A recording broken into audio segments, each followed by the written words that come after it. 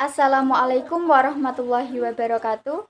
Bertemu lagi dengan kelompok kami, kelompok 4 di mata kuliah Bahasa Indonesia Keilmuan. Nah, pada kesempatan kali ini, kelompok kami akan membahas tentang sastra tradisional.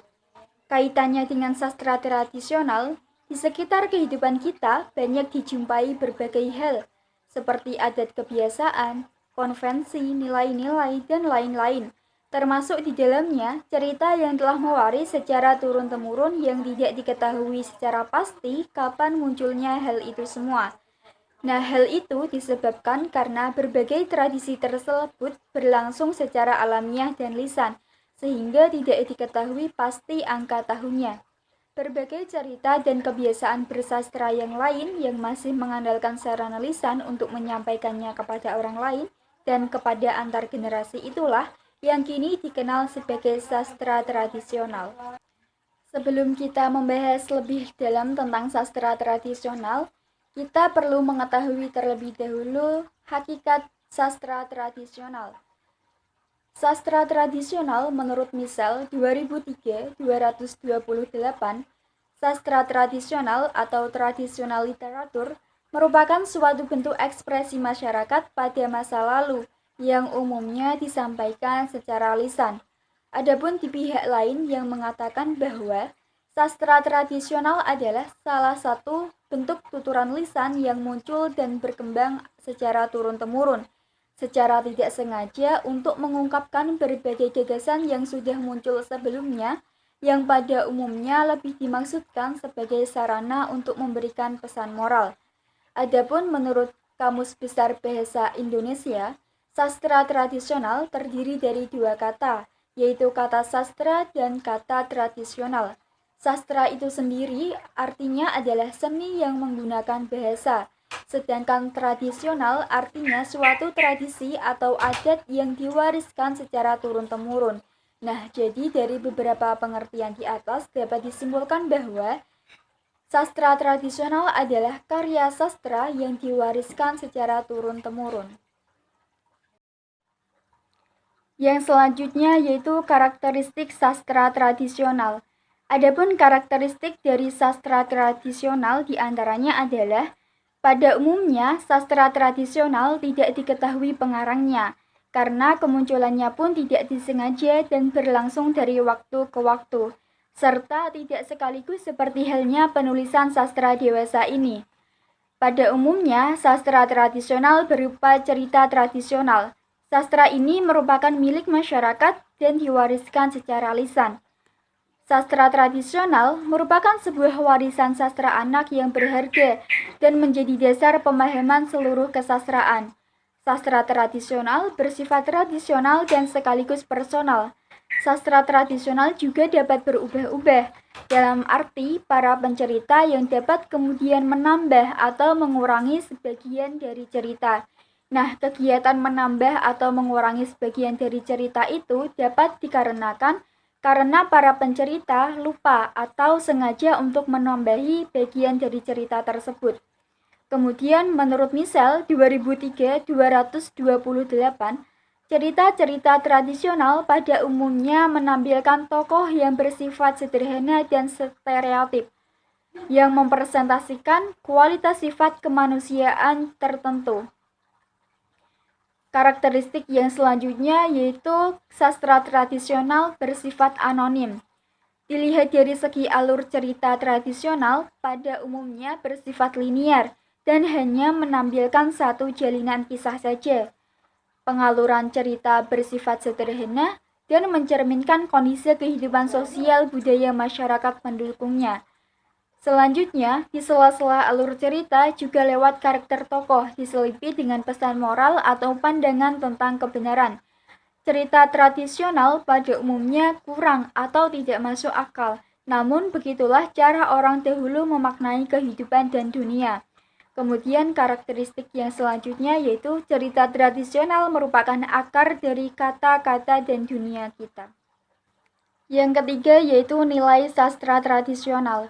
Nilai yang terkandung dalam sastra tradisional itu sendiri antara lain adalah yang pertama, memberikan pembelajaran tentang prinsip-prinsip keadilan dan penilaian moral bagi anak. Yang kedua, merupakan sesuatu yang paling berharga dalam jiwa manusia. Dalam hal ini adalah cerita fantasi. Kemudian yang selanjutnya sebagai refleksi kehidupan sosial budaya masyarakat yang dijadikan latar karya. Baiklah, materi selanjutnya yaitu jenis sastra tradisional. Sastra tradisional terdiri dari berbagai jenis seperti mitos, legenda, fabel, cerita rakyat, nyanyian rakyat, dan lain-lain. Kita pun akrab dengan berbagai cerita tradisional tersebut. Bahkan tidak sedikit cerita yang dapat kita hafal. Namun, pembedaan jenis sastra tradisional tersebut, sebagaimana dikemukakan oleh Mitchell, tidak pernah jelas. Karakteristik tertentu yang dipandang membedakan antara satu jenis cerita dan jenis cerita yang lainnya tidak pasti. Ada unsur ketumpang tindihan karakteristik di antara berbagai jenis sastra tradisional. Yang pertama adalah mitos. Hakikat dari kandungan mitos. Mitos adalah satu jenis cerita lama yang sering dikaitkan dengan dewa-dewa atau kekuatan-kekuatan supranatural yang lain yang melebihi batas-batas kemampuan manusia. Kebenaran cerita mitos itu sendiri patut dipertanyakan, terutama lewat sudut pandang rasionalitas dewasa ini. Tetapi masyarakat pada umumnya menerima kebenaran itu tanpa mempertanyakan kembali. Dalam sastra barat, mitos sering dikaitkan dengan mitologi Yunani klasik yang banyak mengangkat kisah tentang dewa-dewa. Jenis mitos. Mitos dapat dibedakan ke dalam beberapa kategori berdasarkan sudut pandang tertentu. Hug DKK misalnya membedakan mitos ke dalam 3 jenis berdasarkan isi dan kisah. Isi yang dikisahkan yaitu 1. Mitos penciptaan, 2. Mitos alam, 3. Mitos kepahlawanan. Di samping ketiga pembagian menurut Hug tersebut, ada juga mitos yang terkait dengan sejarah. Maka kiranya perlu ditambahkan satu jenis lagi, yaitu mitos tentang sejarah. 1. Mitos penciptaan atau disebut juga dengan mitos asli adalah mitos yang menceritakan dan atau menjelaskan awal mula kejadian sesuatu. Tiap masyarakat yang berlatar belakang budaya tertentu pada umumnya memiliki mitos yang berkisah tentang awal mula dan atau penciptaan itu, seperti cerita tentang bagaimana kejadian dunia, manusia, binatang, matahari, dan bulan, dan lain-lainnya. 2. Mitos alam adalah cerita yang menjelaskan tentang hal-hal yang bersifat alamiah seperti formasi bumi, pergerakan matahari dan bumi, perbintangan, perubahan cuaca, karakteristik binatang, dan lain-lain. Selain ditemukan di Jawa, mitos jenis ini juga banyak terdapat di berbagai budaya di pelosok dunia. Misalnya, mitos yang berasal dari Yunani klasik. 3. Mitos kepahlawanan adalah mitos yang mengisahkan seorang tokoh yang menjadi pahlawan karena kualifikasi dirinya yang memiliki keajaiban tertentu di luar nalar kemanusiaan. Jadi, tokoh cerita yang ditampilkan adalah tokoh yang memiliki kekuatan supranatural, keajaiban, dan kualifikasi lain, sebagaimana yang dimiliki dewa-dewa atau manusia setengah dewa yang dikisahkan dalam perjalanan hidupnya yang luar biasa. 4. Yaitu mitos sejarah. Mitos ini merupakan mitos yang hubungannya dengan peristiwa sejarah, peristiwa dan tokoh yang benar-benar ada dan terjadi. Jadi, ia merupakan gabungan antara cerita mitos dengan tokoh dan peristiwa sejarah. Tokoh dan sebagaimana peristiwa dapat ditemukan dalam sejarah.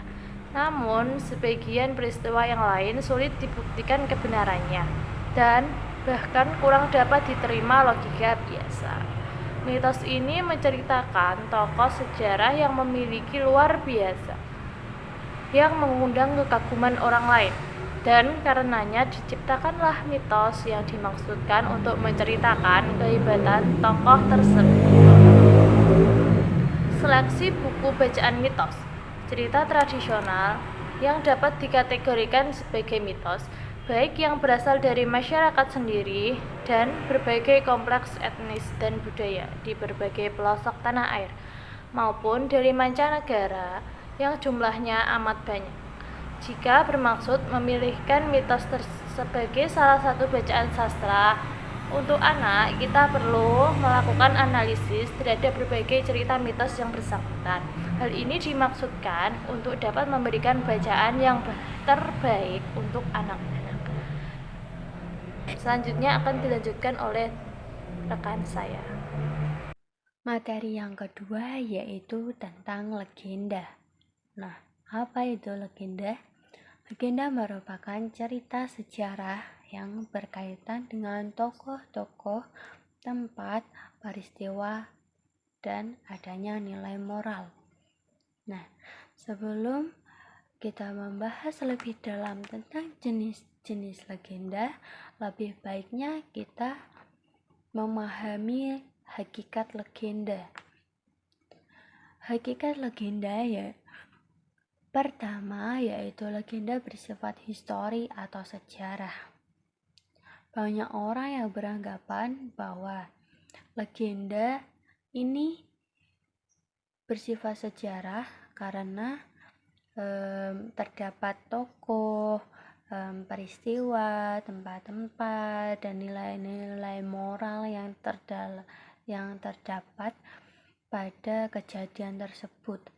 Nah, misal pada tahun 2003 berpendapat legenda sebagai cerita magis dikaitkan dengan tokoh, peristiwa, tempat-tempat nyata. Sedangkan Lukens pada tahun 2003 di dalam buku itu berpendapat bahwa legenda sama dengan mitos. Perbedaannya ini terdapat dalam tokohnya. Kalau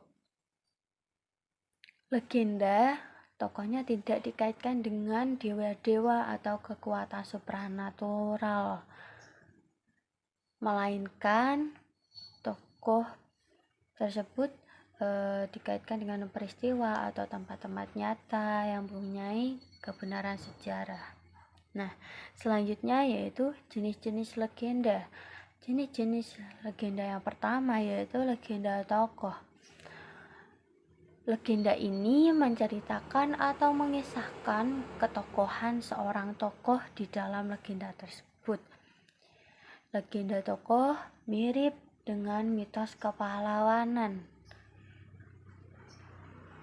Kenapa dikategorikan dalam legenda tokoh? Karena kehebatan, kesaktian, kebijakan atau kualifikasi jati dirinya sangat muncul di dalam legenda itu atau atau yang sering kita jumpai dalam maksudnya pada saat kita membacanya. Nah, peran tokoh dalam sejarah itu sangat banyak karena tadi sudah saya jelaskan pada poin sebelumnya yaitu dilegendakan karena kehebatan, kesaktian, kebijakan atau kualifikasi jati dirinya. Nah, terkadang dalam legenda itu, legenda tokoh maksudnya terdapat nilai moral yang dapat kita pelajari. Contoh legendanya itu pada kisah Joko Tingkir, Si Pitung, dan sebagainya. Untuk lebih jelasnya, kalian membaca kisah dari Joko Tingkir maupun Si Pitung. Nanti kalian akan paham tentang legenda tokoh. Oh, ternyata legenda tokoh seperti ini karakternya gitu. Jenis legenda yang kedua yaitu legenda tempat peninggalan atau asal-usul. Karakteristik dari legenda ini yaitu ceritanya berkaitan adanya peninggalan atau asal-usul atau penamaan tempat-tempat. Legenda berupa cerita tentang adanya kejadian yang kini masih dapat dilihat. Contohnya Gunung Bakau, Tangkuban Perahu, Rawa Pening, Telaga Warna, dan masih banyak lagi. Selain legenda tempat peninggalan ini berupa cerita tentang adanya kejadian yang masih dapat kita lihat, legenda tempat peninggalan berkaitan dengan penamaan suatu tempat, misalnya kota Yogyakarta, Surakarta, Banyuwangi, Semarang, Pati, Kudus. Nah, adanya penamaan-penamaan tersebut bersifat universal karena kebanyakan adanya penamaan-penamaan atau terjadinya tempat mempunyai latar belakang cerita yang menyebabkan terjadinya tempat dan penamaan. Contohnya tadi ya, Gunung Baka, Tangkuban Perahu, Rawa Pening, Telaga Warna, itu pada kejadian yang masih dapat kita lihat, maksudnya peninggalan yang masih dapat kita lihat. Sedangkan untuk penamaan biasanya itu di kota, nama-nama kota maksudnya. Nah, jenis legenda yang ketiga yaitu legenda peristiwa. Legenda peristiwa ini adalah adanya peristiwa besar tertentu kemudian dijadikan legenda. Di dalam legenda peristiwa terdapat tokoh-tokoh besar dalam peristiwa. Peristiwa besar tidak harus dilakukan oleh tokoh, melainkan karena alam atau kehendak Maha Kuasa. Nah, saya ambil contoh pada legenda atau kisahnya tenggelamnya kapal Titanic. Kapal Titanic merupakan kapal yang sangat besar dan megah. Banyak orang berasumsi bahwa kapal tersebut tidak akan tenggelam. Namun Tuhan berkata lain ataupun alam berkata lain. Kapal itu tenggelam karena menabrak bongkahan es yang ada di laut. Selain itu, contohnya yaitu meletusnya Gunung Merapi, Malin Kundang, Gunung Tangkuban Perahu. 3. Cerita binatang. Hakikat cerita binatang. Cerita binatang atau fable atau fables adalah salah satu bentuk cerita tradisional yang menampilkan binatang sebagai tokoh cerita. Cerita binatang hadir sebagai personifikasi manusia, baik yang menyangkut penokohan lengkap dengan karakternya maupun persoalan hidup yang diungkapkannya. Artinya, manusia dan berbagai persoalan manusia itu diungkapkannya lewat binatang. Tokoh-tokoh binatang yang ditampilkan dalam cerita binatang bersifat impersonal dan hanya dikenali lewat jenisnya. Para tokoh binatang dari jenis tertentu tersebut terlihat mewakili karakter tertentu dari kehidupan manusia. Asal-usul cerita binatang. Menurut Fang, paling tidak ada dua pendapat yang memberikan argumentasi hal itu. Pertama, cerita binatang sudah muncul sejak manusia masih primitif. Dan dalam masyarakat primitif, orang tiap hari berkumpul dengan binatang. Kedua, cerita binatang berasal dari India, kemudian menyebar ke Asia dan Eropa. Karena di India terdapat banyak cerita binatang yang termasyhur. Contohnya seperti Jataka, Pancatantra, dan Sukasaptati. Dalam kepercayaan masyarakat India, makhluk-makhluk itu hakikatnya sama saja. Dalam titisannya, manusia dapat menjadi binatang dan sebaliknya, binatang dapat menjadi manusia. Fabel klasik dan modern. Dilihat dari waktu kemunculannya, cerita binatang dapat dikategorikan ke dalam cerita klasik dan cerita modern. Cerita binatang klasik dimaksudkan sebagai cerita yang telah ada sejak zaman dahulu, namun tidak diketahui persis kapan munculnya, yang diwariskan secara temurun-temurun lewat sarana lisan. Contohnya Jataka dan Pancatantra. Sedangkan cerita binatang modern atau fable modern dimaksud sebagai cerita yang muncul dalam waktu yang relatif belum lama dan segala ditulis oleh pengarang tertentu sebagai ekspresi kesastraan. Namun bahwa cerita binatang ini dipergunakan untuk memberikan pesan moral kepada pembaca, terutama bagi anak-anak, baik secara langsung maupun tidak langsung. Merupakan tujuan lain hadirnya cerita itu, baik dalam cerita binatang klasik maupun modern. Baik, saya akan melanjutkan video presentasi saya. Dongeng 1. Hakikat dongeng 1. Dongeng merupakan salah satu cerita rakyat yang cukup beragam cakupannya. Bahkan, untuk mempermudah penyebutan, semua cerita lama termasuk ketiga jenis cerita yang telah dibicarakan di atas.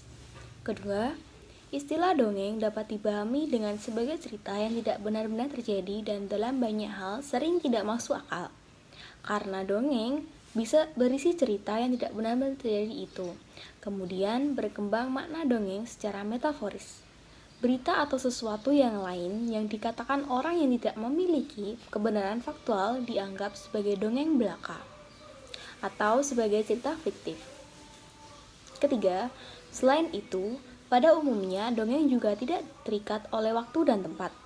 Dapat terjadi di mana saja dan kapan saja tanpa perlu ada semacam pertanggungjawaban pelataran. Keempat, isi dongeng. Isi dongeng pun sebenarnya bukanlah tanpa unsur kebenaran dalam arti hal-hal yang dikisahkan itu, berarti dari tokoh dan peristiwa yang benar-benar ada dan terjadi. Dilihat dari sudut pandang ini, dongeng menjadi sedikit bertumpang tindih dengan legenda.